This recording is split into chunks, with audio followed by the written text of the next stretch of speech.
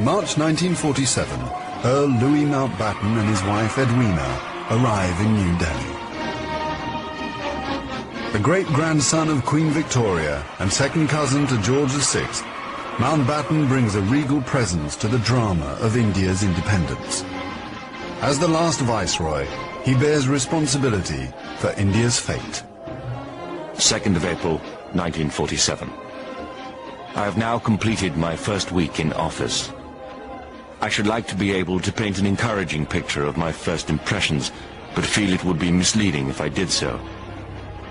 The scene here is one of unrelieved gloom. At this early stage, I can see little common ground on which to build any agreed solution for the future of India.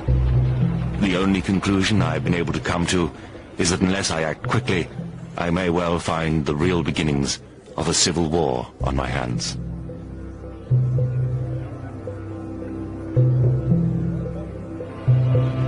By May, attempts to create a unified India have failed.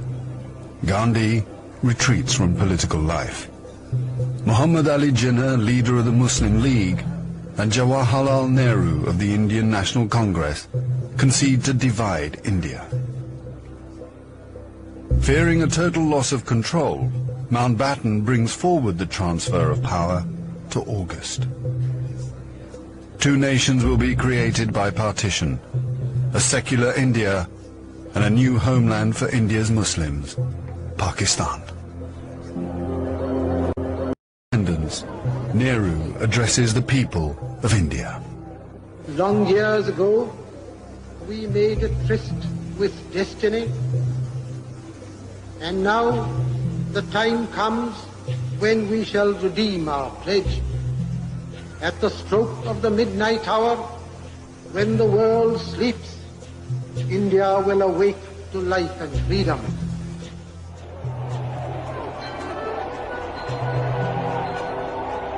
The 15th of August, 1947, the British Empire in India has come to an end. The last viceroy, Louis Mountbatten. The flag raising and the salute were done amid scenes of the most fantastic rejoicing. And as the flag broke, a brilliant rainbow appeared in the sky, which was taken by the crowd as a good omen.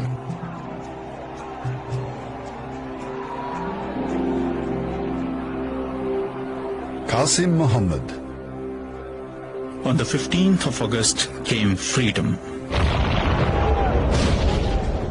The freedom to burn, loot and murder.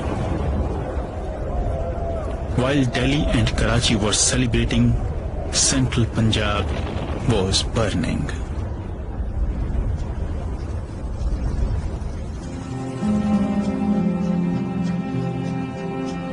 Between August 1947 and March 1948, 4.5 million Hindus and Sikhs are forced to migrate from Pakistan to India.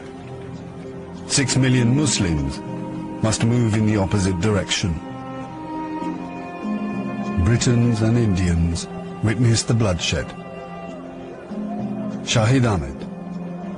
It is a battleground. People have gone mad. Trains to Pakistan are being looted and occupants slaughtered. We all knew that carnage was in the offing. So did Mountbatten. The British Empire, which tried to build India over centuries, can never live down this great tragedy.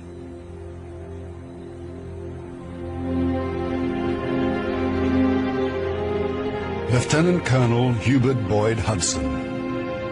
The sight from the air was awe-inspiring. In this chaos, millions of refugees were struggling to get to India or Pakistan. Thousands of others were doing their best to prevent them, murdering them by the hundred. But death is nothing. There are things more terrible than death.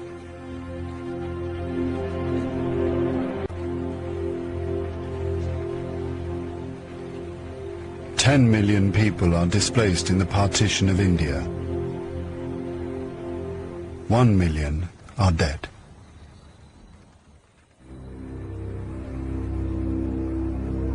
By the summer of 1948, most of the British have left. Hubert Boyd Hudson has been in India for 15 years. India is full of ghosts.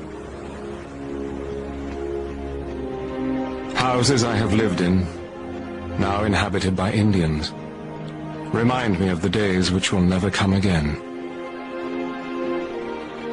When the Viceroy drove past with a cavalry escort in red coats, I have seen the greatness of the British in India, but now it is all ended, and we are the last to leave, the few who are trying to tidy up the mess which this sudden splitting of an old empire has caused.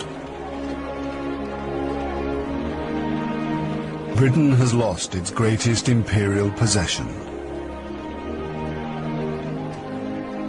Mahatma Gandhi once said that if India became free, the rest of the empire would follow. In the next 10 years, the fire of India's independence will spread around the globe, from the Middle East to Africa.